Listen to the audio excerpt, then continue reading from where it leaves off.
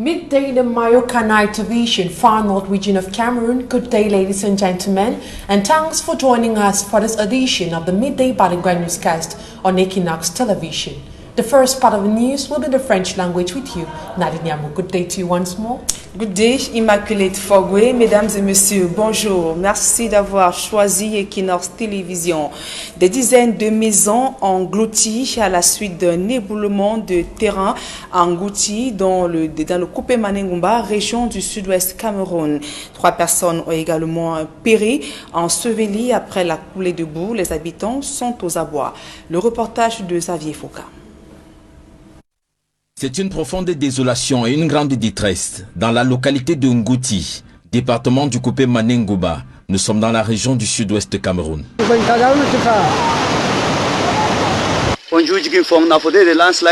La dizaine de villages que compte cette commune a subi la fureur d'un glissement des terrains accompagné d'une grande coulée de boue qui ont fait 3 morts, créant de vastes cratères et rendant la localité méconnaissable.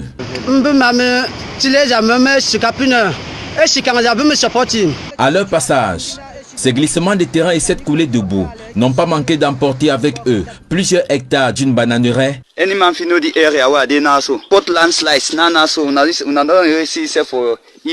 une vaste cacaoyère. La seule route qui relie tous les villages de la localité a presque entièrement disparu sous la boue ou emportée par endroits. Pour se mouvoir, les habitants ont fabriqué ce pont de fortune où se battent avec de l'eau boueuse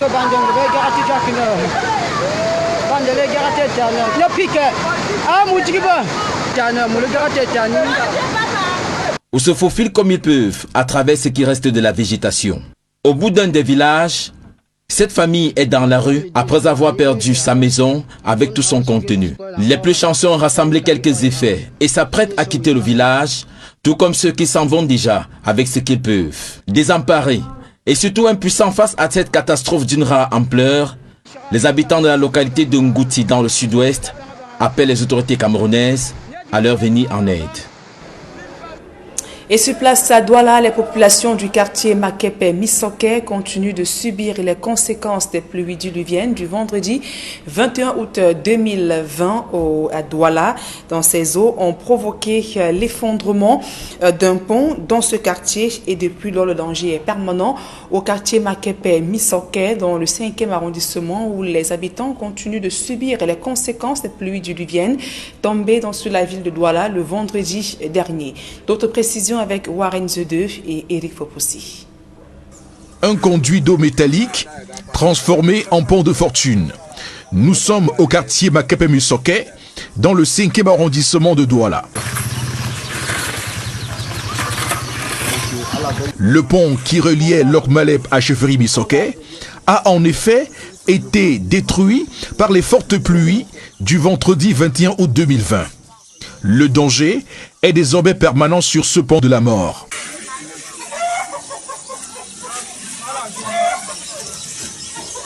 Un jeune du quartier, tentant lui aussi une traversée, aurait perdu la vie. Voilà les gens qui traversent sur le tuyau que vous voyez là.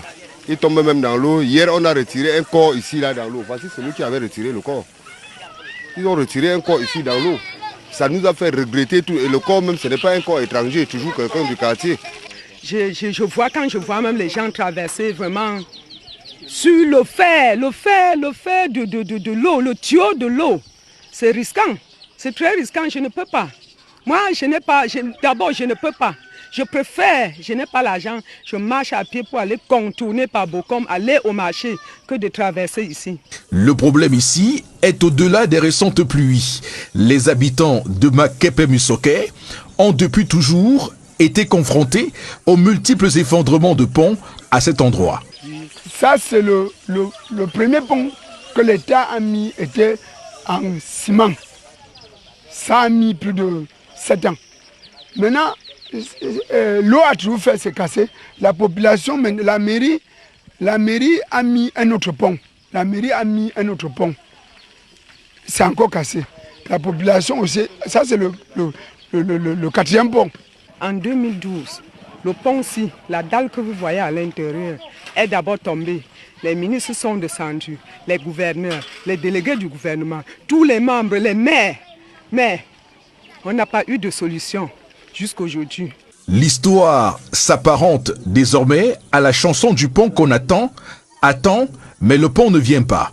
Jusqu'aujourd'hui, le pont est tombé alors qu'on avait dit que attendez le pont. Attendez le pont. Quelquefois, on a dit que le projet du drain devait passer et faire le pont. Nous ne savons pas si le drain va passer ou ça m'a empiré parce que... La situation a fini par exaspérer tout le monde. L'incompréhension domine, l'on se sent désabusé.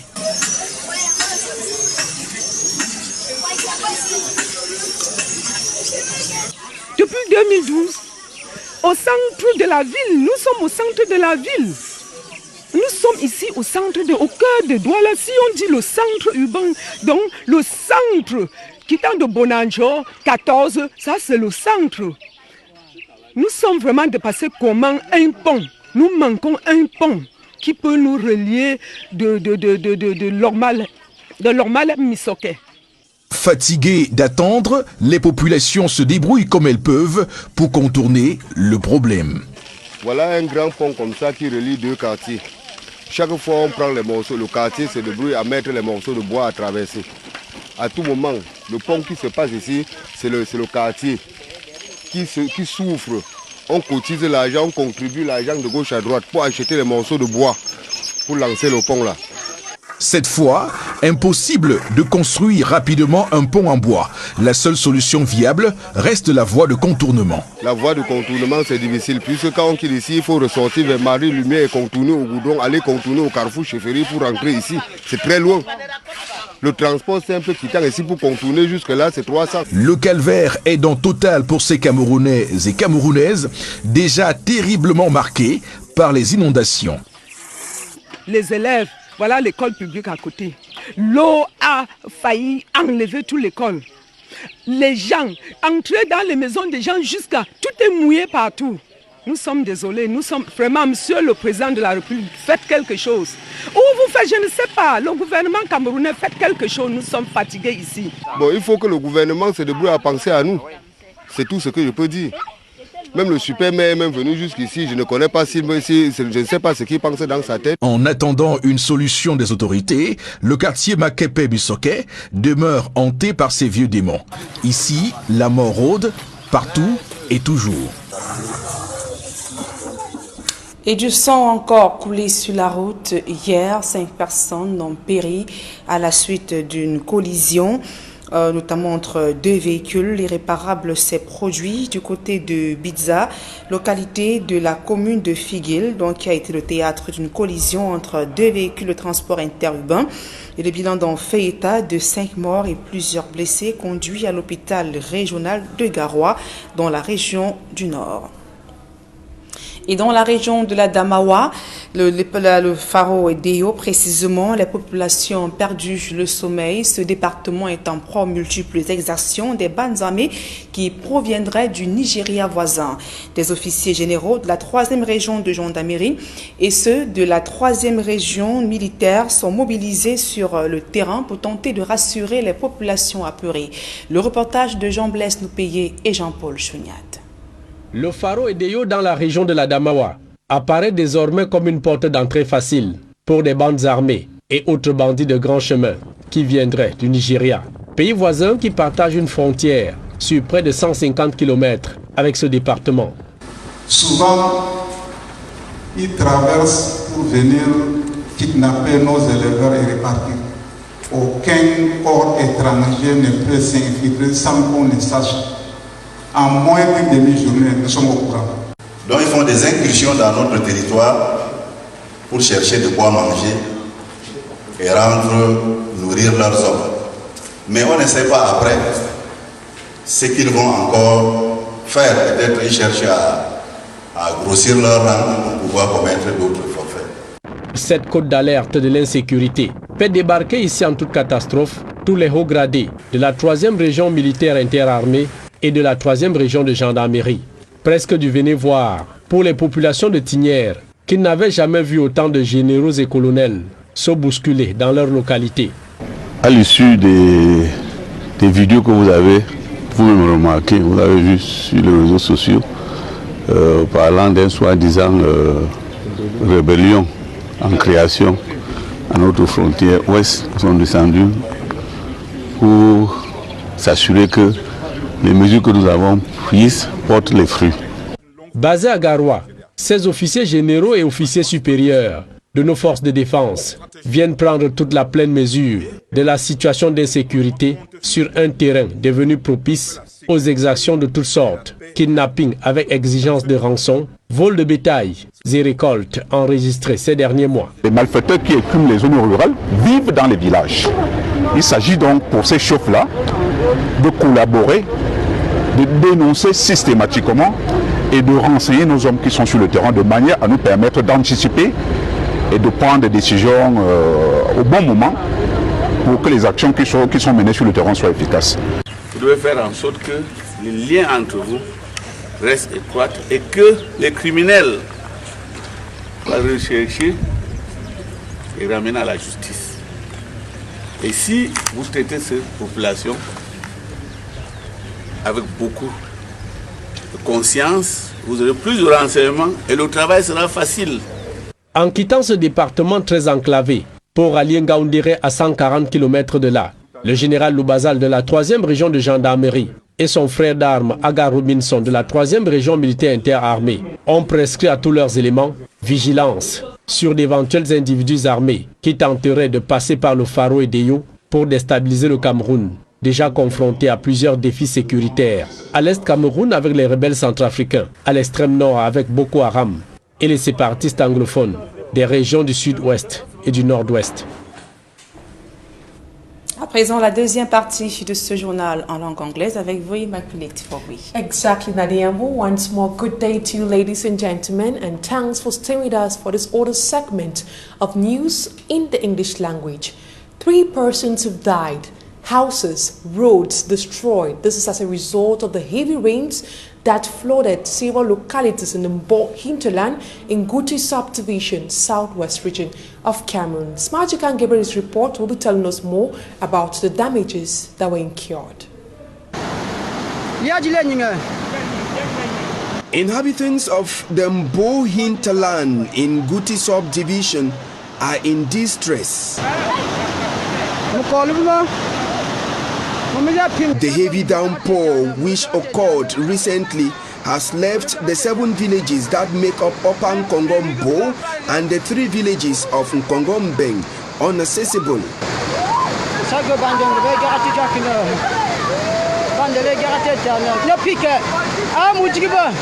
An entire plantain farm was destroyed by the mud flow. Don't go also for valley. Now say for down there. See cable line how we sleep for that side. Now say una too high. Even na way they will tell you na even na way they talk na for mop. A cocoa farm. A Symbion Lawrence na your own farm this way. We attack area. Your own cocoa farm. Now some pot cocoa then this way nakam with cocoa. Now the farm cocoa that for down there. Now the last slice that way carry cocoa farm. And several houses destroyed, leaving many persons homeless. My family this now you wear the house, the own house getting spoiled and all. Water don't carry all house. It is so we family now for road. Yes, all a farm, all thing.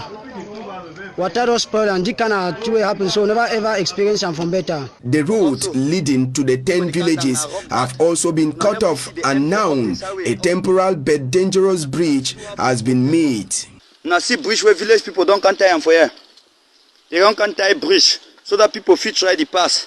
First in history from Congoland for tie bridge for some place where water need the pass. We never ever see the kind thing. We not see rock. Now rock this so. O caterpillar go do na how. We no know. As a result of the mud flow, 3 persons died at Lebog village.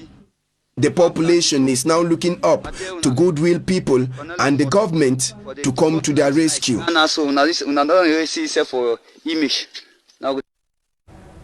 And in a similar story, the bridge linking Makepe Misoke and Saint-Tropez localities in the Douala 5 subdivision has been completely destroyed. This is as a result of the heavy rains that flooded several localities in the city of Douala. Once more, Smajikan Gabriel tells us more about the consequences of the heavy rains that flooded several localities. It takes a whole lot of energy for one to cross over to the next neighborhood after the bridge linking the two neighborhoods was taken away by water on August 21, 2020.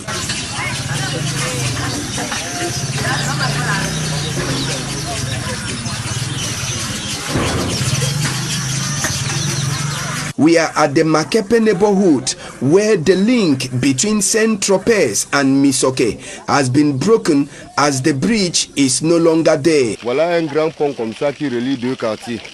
Chaque fois on prend les morceaux, le quartier se débrouille à mettre les morceaux de bois. This is a big bridge that links two neighborhoods.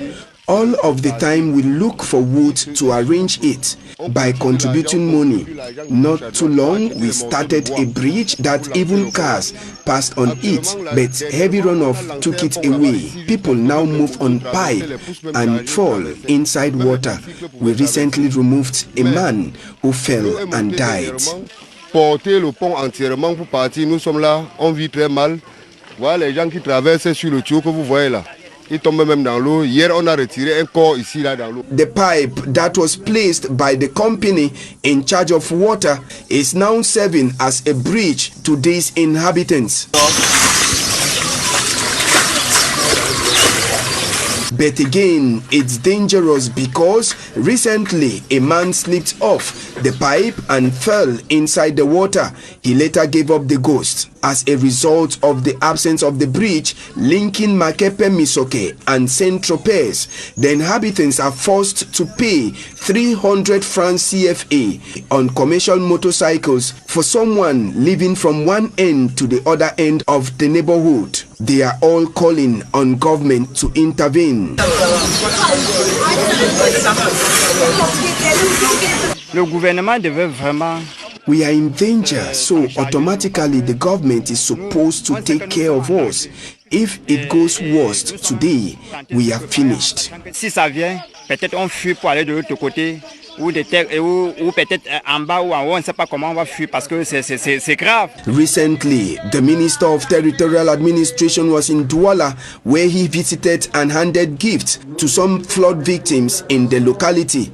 Unfortunately, these inhabitants say they were left out. Je viens d'apprendre qu'on a partagé, on a I just heard about the distribution of basic commodities to flood victims. They forgot us in this zone. They informed us late in the night. 19h30, 20h qu'on a distribué les matelas et tout. Nous n'étions pas au courant. Personne n'a rien eu ici de ce côté. The population is now calling on the municipal authorities and government to act fast. We leave the Douala 5 subdivision to the Douala 2 subdivision, precisely in a locality known as Kululu, where a 14-year-old girl child was killed by her father after being severely beaten by him. Nadesh Milebe died yesterday, and her mortal remains was removed by elements of the Newbill Territorial Brigade of the National Gendarmerie and taken to the Newbill District Hospital. The father of the deceased has been detained. Take a listen to this witness in this excerpt. The junior sisters of the dead girl came and said she went out. She was having cut on her body. She came late. Her dad beat her. She did not want to let her dad know that she's having cut on her. So now, when her dad beat her, and that is when her junior sister now told her dad that she's having cut. Then they took her to the small pharmacy beside. That's when now as they take 2 small pansements on her, came back home. She stayed at home 2 weeks. Those cuts were on her body for 2 weeks already.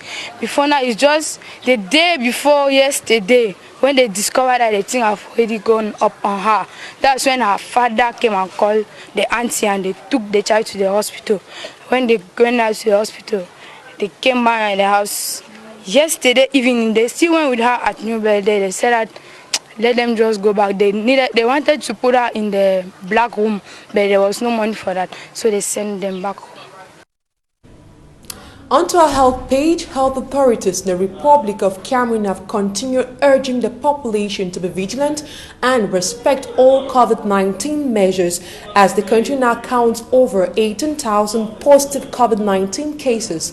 Out of the over 18,000 cases in the country, the Kongsamba Health District has recorded a total of 30 positive cases. Innocent Aze with details about these statistics. It is the first time the Kongsamba Health District communicates its COVID-19 statistics. During a press briefing, the Health District Chief and Director of the Kongsamba Regional Hospital, Dr. Mangalan Kwele Fulbert, revealed that à peu près 700. Out of 700 persons tested so far in the Health District, 30 are positive, amongst them 11 hospital staff. One person died of the epidemic while others recovered and regained their homes. Tous les autres patients testés positifs sont actuellement déclarés guéris. Nous n'avons actuellement aucun patient. Redoubling vigilance, according to health professionals in Kongsamba, is imperative since the COVID-19 is real. This as they note that the barrier measures are no longer respected by the population. Je crois que ces statistiques nous permettent de confirmer, de porter à la population de Kongsamba que le virus est bel et bien parmi nous. To him, these measures like wearing of masks and the social distance must be respected in public places like markets, churches and so on.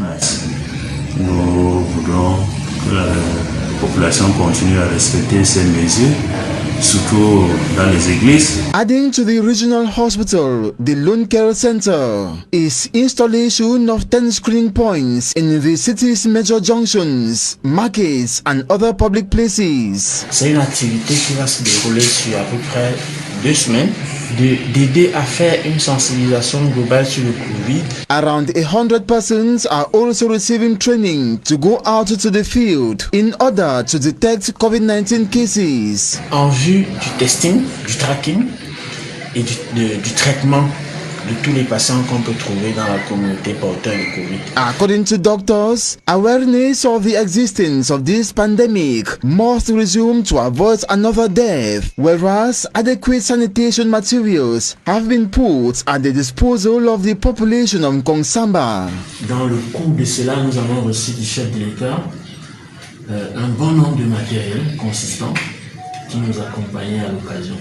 In a release published August 24 by the Minister of Public Health, the government's response plan is satisfactorily effective as Cameroon today attains a percentage rate of 91% for recovered cases, 2.1% lethality rate, severity rate less than 0.5%, bed occupancy rate varies between 4% and 6%. Thus, out of 18,600 positive cases, close to 200 are hospitalized, 8 in oxygen, and 408 deaths. Despite this, Dr. Manauda Malachi calls on health personnel in various health districts across Cameroon to remain vigilant and multiply efforts in containing spread of the pandemic through sensitizations, screenings, trainings, and so on. Also, the population must be responsible by sticking to barrier measures, especially constant washing of hands and wearing of face masks in public places.